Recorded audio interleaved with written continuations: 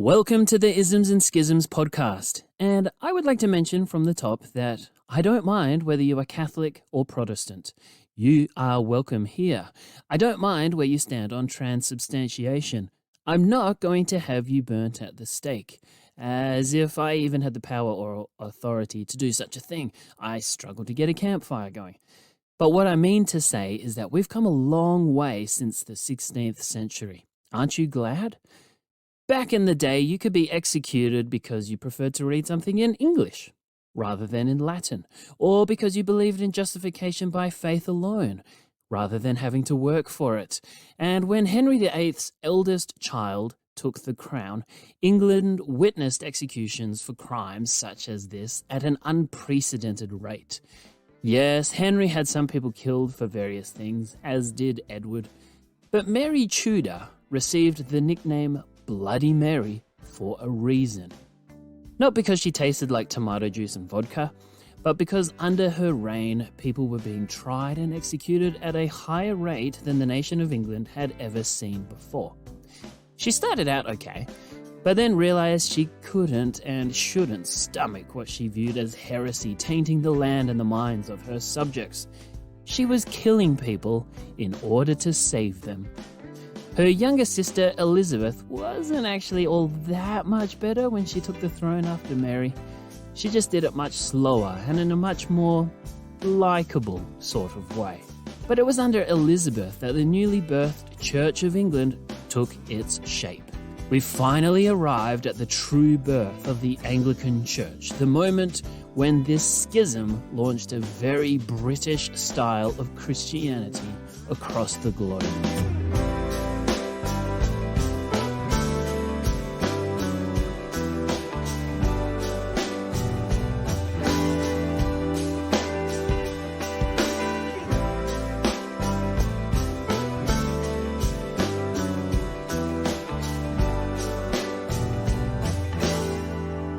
The English Reformation began with the desire to end a marriage. It was sustained because the Pope said no, and then upheld by the economic advantages of not having to send money to Rome. Thomas Cranmer seemed genuinely interested in theological reform, more so than anyone else, and he managed to make some change that would go on to shape the religious landscape of the English-speaking world. In this, the fourth episode on this topic, we're going to examine the reigns of Queen Mary and then Elizabeth. Mary gave the country whiplash by returning to the Catholicism of her mother. But then Elizabeth returned the country to the Protestantism of her mother. But it took on a very unique shape under Elizabeth, one only a competent politician like good Queen Bess could implement. But let's do a quick recap.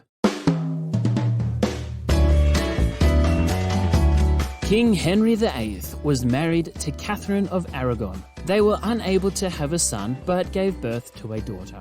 Henry thought God was punishing him because Catherine had originally been married to his brother. He sought an annulment, but the Pope said no. So Henry ditched the Pope, replaced Cardinal Wolsey with Thomas Cranmer, and made himself the supreme head of the Church of England. He annulled his marriage to Catherine and married Anne Boleyn instead. Together they had another daughter, named Elizabeth. Henry again believed God was punishing him. He just wanted that son. And so he wanted to get rid of Anne. She too was beheaded on charges of incest and treason. He married Jane Seymour, who didn't push her political or theological ideas on Henry, and then gave birth to a son, Henry's dream wife. They named their son Edward the long-awaited son. Things were good. But then Jane died about 2 weeks later. Henry went on to marry Anne of Cleves, Catherine Howard, and Catherine Parr. His final years weren't great, waging pointless wars and becoming quite unwell. Meanwhile, Thomas Cranmer had been trying to make theological changes inspired by the Lutheranism in Europe and empowered by Henry's new reformed ideas. But Henry didn't really want much to change. Cranmer's opportunity came when Henry died and Edward became king at the age of 9. Cranmer and Edward pushed through some Protestant ideas, and Cranmer published the Book of Common Prayer. But Edward died at 15 and was replaced by Mary, daughter of Henry and Catherine, who went about repealing all the new Protestant laws. And now we're all caught up. Let's continue the story. When Mary became queen, she was 37, and the need for an heir was becoming increasingly pressing, especially if she wanted England to remain Catholic. So she married the son of the Emperor Charles V, Philip of Spain. This wasn't popular, and a rebellion broke out, but was swiftly defeated. And then soon after, she fell pregnant, which was good for her, but not for the English Protestants, because an heir would probably certify a Catholic dynasty. However, tragically, this was a false pregnancy. As we saw in the last episode, Mary had health complications as a teenager, and now she showed all the normal signs of pregnancy for a full 9 months. But then those signs simply disappeared. It's quite possible that her false pregnancy was brought on by her strong desire to fall pregnant and all the stress of producing an heir. She saw what happened to her mother and then Anne Boleyn after all. False pregnancy, or pseudochiasis, which I think I'm pronouncing correctly, is a very real phenomenon where the brain produces all the hormones despite no real fetus. And I don't need to tell you just how devastating this would be. And Mary fell into a deep depression. She came to believe that this false pregnancy was God punishing her for tolerating heresy. And things started to get pretty bad. Mary's plan to bring back Catholicism turned a violent corner. She began persecuting Protestants severely, burning many at the stake. For this, she received the derogatory nickname Bloody Mary. So next time you're drinking a Bloody Mary cocktail, just remember that that drink was inspired by a woman who suffered a horrible false pregnancy and went on a murderous rampage.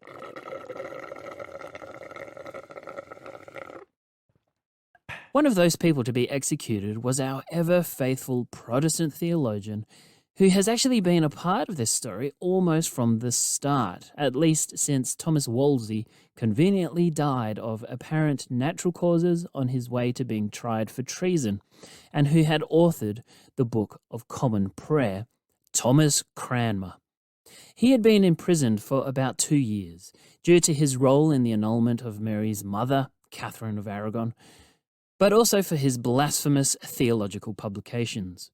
In prison, he became unwell and recanted his Protestant beliefs, but, so the story goes, regretted this recantation so much that at his execution, he shoved the hand he had used to sign the recantation into the fire first and held it there until the rest of his body was engulfed by the flames. During this period, which is known as the Marian persecutions, Philip stoked the flames. The Spanish were a strongly Catholic people, and Catherine had been Philip's great aunt, so he might have held a bit of a grudge. Smothering the Protestant movement would strengthen Philip's authority. There were English Catholics who resented how they had been treated during the reigns of Henry VIII and Edward VI. One of those was a man named Edmund Bonner, a consummate politician who was the Bishop of London and who took the oath of supremacy but resisted Reformation ideas. During Edward's reign, his opposition to Protestantism increased and so was thrown into prison. But when Mary came along, she had him reinstated. Of all the people to have been burnt at the stake, a third of them took place within Bonner's own diocese. It seems he took a particular sadistic delight in all this, and there is a story, possibly legendary, that Bonner interrogated a particularly stubborn Protestant who refused to recant, holding the man's hand over a candle until the skin started to blister. Lovely. Approximately 300 people were executed during Mary's reign. which is a lot. And let's be honest, one person executed for practicing a different religion is one too many. And it seems a bit harsh to roast someone on a spit because they think, I'm not quite sure if this is literally the body and blood of Jesus. But nevertheless, this is nothing. 300 is nothing compared to what was happening on the European continent, where wars were raging. But the rate of executions was entirely unprecedented in England, hence Mary's unfortunate nickname. By and large, Philip was kind of absent through Mary's reign and does not seem to have been particularly interested in Mary, just basically seeing her as a ticket to more wealth and power. Joder. He regularly tried to manipulate Mary into doing his bidding, which just so happened to be whatever was best for Spain, Acción y adrenalina en un solo lugar. including drawing the English into a stupid war against France. This was a terrible and costly strategic decision, which Mary's advisors had warned against. Plus, the Pope himself supported France. So considering that she wanted to restore England to Catholicism, it wasn't really a great idea to attack the Pope's ally. Oh no. But during this war, Mary fell pregnant again. Or at least she thought she did, for again, there was no baby. And then in 1558, she became unwell. She hadn't been in a great place, either physically or mentally, for a long time, possibly her whole life. She died, possibly from ovarian cancer, in 1558. With no heir, the crown was passed to her younger sister, Elizabeth.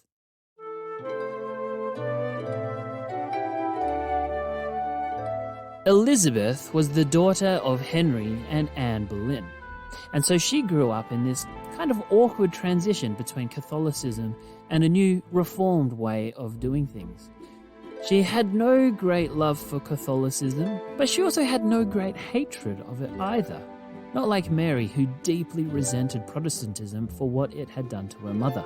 Elizabeth had remained Protestant during Mary's reign, and this put her at peril. She was distantly connected to a rebellion that occurred in 1554, and she was thrown into the Tower of London for some time. Mary came to believe that her reign was in jeopardy so long as Elizabeth was alive, even though, by all accounts, they were good friends as children. Nevertheless, when it became clear that Mary would die soon, Mary declared Elizabeth her heir, which actually says a great deal about their relationship. Mary was an ardent Catholic after all, and so giving the succession to a Protestant was a big deal. Mary clearly must have loved and respected her sister very much, despite everything. Upon Elizabeth's succession, she inherited two great challenges: the need to unite the country and to defend the country from other nations who tried to take advantage of England's weakened position, including both France and Spain. Plus, she was 25 and unmarried, a vulnerable position for any woman of the 16th century, let alone the Queen of England. And suitors were popping up everywhere, possibly reminding her of Thomas Seymour, which had put a bad taste in her mouth, but she proved to be a deft leader. Elizabeth returned the nation to Protestantism, the faith of her mother, but she did so carefully. There were Catholics who still supported Mary's policies, Protestant exiles returning from the continent, many of whom were hardened Calvinists, and some new emerging groups, such as the Puritans, who didn't think the Reformation had gone far enough. So she had a lot to contend with, and the nation was divided. But she wasn't an extremist, and she wanted unity, and to avoid the sort of religious wars that she saw going on in Europe. She sought a middle way between Catholicism and Protestantism, which has become known as the Elizabethan settlement. She did this, basically, by rolling back many of Mary's Catholic policies and putting into place a number of acts and revisions. In 1559, the Book of Common Prayer received another revision, which included both positions on the Eucharist, both the Catholic transubstantiation and a Reformed memorialism. If you remember back, the Book of Common Prayer was published by Cranmer during Edward's reign, and was rather vague on the details regarding the Eucharist. But this was revised to reflect a much more reformed position without any trace of transubstantiation. Mary then outlawed the book and reinstated the Latin rites of Catholicism. With hardline Catholics on one side and hardline Protestants on the other, Elizabeth was stuck between a rock and a hard place, and so decided to throw both in there. So the Book of Common Prayer in 1559 reflected both transubstantiation and memorialism. Take your pick. Choose your own adventure. However, while most people didn't really care, and were pretty happy with this, it could possibly be seen as one of the early movements toward religious tolerance. Those on the extreme, loud, vocal ends viewed this as a bit of a cop-out. The Puritans didn't want anything to do with anything that sounded remotely like popery. But the Act of Uniformity, passed in that same year, ensured that English worship would follow the prayer book. She also passed the Act of Supremacy, which changed the language of Henry's Act of Supremacy. She was made the supreme governor of the Church of England, not the supreme head, as Henry had insisted. She argued that Jesus was the head. And this indicates to me that she was actually genuinely concerned with good theology and authentic worship. Over the next 4 years, Elizabeth worked with the Archbishop of Canterbury, Matthew Parker, to finally nail the new Anglican doctrine. The 42 articles that were written during Edward's reign, but were never put into practice because Edward died and Mary became queen, had a much more reformed Calvinist flavour, over against the Catholicism that the English Church was separating itself from. This became the basis for Elizabeth's religious reforms, which were enshrined in what was called the 39 Articles. To be honest, I don't really love how they name things. The 10 Articles, the 6 Articles, the 42 Articles, and the 39 Articles. They might have had better success if their marketing team came up with better names. That said, it is very British. These Elizabethan 39 Articles are decidedly Protestant. Transubstantiation was finally rejected as repugnant, though the language was softened in later years, and declared that justification by faith only is a most wholesome doctrine, thereby adopting the Reformed doctrine of justification by faith alone. The final break with Rome came in 1570, when Pope Pius V published the Papal Bull, which is basically a decree from the Pope, called Regnans in Excelsis, which excommunicated and deposed Elizabeth, and absolved the Catholics in England from owing her allegiance. The Pope ordered his Catholic subjects in England to disobey her, which meant that every Catholic in England suddenly had a target on their back and immediately became potential traitors. So it wasn't a very smart political move by the Pope, putting his flock in danger like that. It was a difficult time to be a Catholic and stayed that way for quite a long time, despite Elizabeth's efforts to ensure their safety and freedom. In 1588, the Spanish had evidently had enough and sent an armada to invade England. The Spanish Armada outnumbered the English by a not inconsiderable amount and got a head start. But thanks to some fortuitous weather, at least for the English, and some good tactics by the English sailors, the Spanish Armada was beaten, and they were sent home in tatters and with their tails between their legs. It was a major political win for Elizabeth. Overshadowing a lot of her successes was the issue of marriage, or rather, the lack of marriage. She never married, despite many suitors. Why she never married has been a topic of debate for a long time.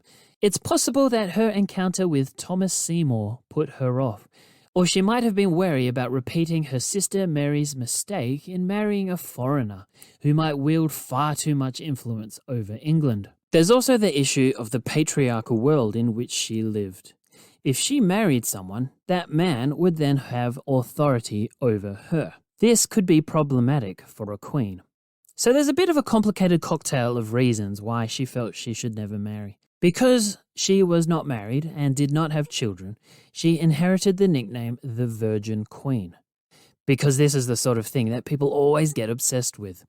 A cultic myth grew up around her, and she was compared to the Virgin Mary. But there was one man who seems to have been of interest to her. Robert Dudley was a childhood friend, and they had always been close. However, he had a wife. Well, there's an easy solution to solve that dilemma. Push her down a staircase. Ow! Now, there's no evidence that Robert killed his wife by pushing her down some stairs, but it's pretty suspicious. I mean, come on, a flight of stairs, how cliched. In any case, Elizabeth did not end up marrying Dudley. Ha, loser. Turns out pushing your wife down a staircase does not pay off. Or maybe it does, because he was made an earl.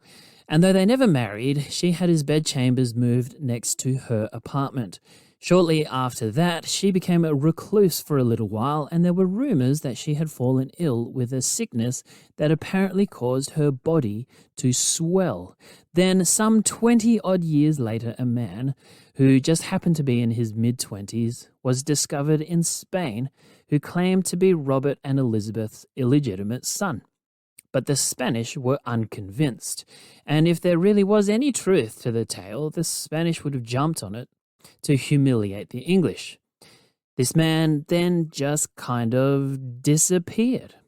Historians generally say that the amount of scrutiny that Elizabeth was permanently under would have made a full-term pregnancy pretty much impossible. Fun story, though. Ultimately, she said she was married to the nation and to the people. But also, why should we really care? If she chose to not get married for her own reasons, whatever they may have been, all power to her. But that's a very 21st century way of thinking. In the 16th century, her behavior was extremely weird, if not scandalous and unpatriotic, because she wasn't producing an heir. There's a whole lot of other stuff that happened during Elizabeth's reign, including the start of the East India Company, the colonization of North America, and, oh yes, that's right, the transatlantic slave trade. That little thing, which of course didn't start with the English, but it didn't take them long to get involved. And Elizabeth commissioned the first British slave trading ship, which was called the Good Ship Jesus. And she said that Africans could only be taken to the Americas if they consented. I'm guessing there might have been some misunderstanding about how that word consent was meant to be understood. She died on the 24th of March, 1603. With no direct heir, the closest relation was King James VI of Scotland, who was the great-granddaughter of King Henry VIII's younger sister. James became King James I of England, the man after whom the King James Bible was named, and whose story is, well, let's just say it's fabulous. But that's for another time. I hope you've enjoyed this episode, and I hope you've enjoyed this series on the English Reformation. Why dedicate 4 whole episodes to this topic? I acknowledge that's a pretty heavy commitment. But firstly, this is my podcast, and I find the English Reformation really interesting. So that means you have to too.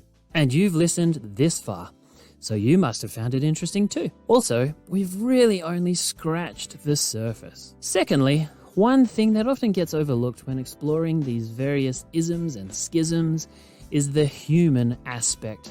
The people who cause these schisms and movements and devise these isms and doctrines have political motivations, economic concerns, and there's almost always big personalities who are able to sway people's opinions. Nothing is ever cut and dry. Nothing is ever as simple theological discussion. And so in these episodes, I've tried to draw out that human aspect, from Henry's greed and narcissism, to the political machinations of aristocratic men, to Mary and Elizabeth witnessing what happened to their mothers and having troubled upbringings. Politics, economics, personalities, all of these things have shaped what the church looks like today, just as much, if not more in some cases, as actual theology. And I'll leave you to chew on that. This episode was recorded on the traditional lands of the Whadjuk Noongar people. I look forward to examining more isms and schisms with you.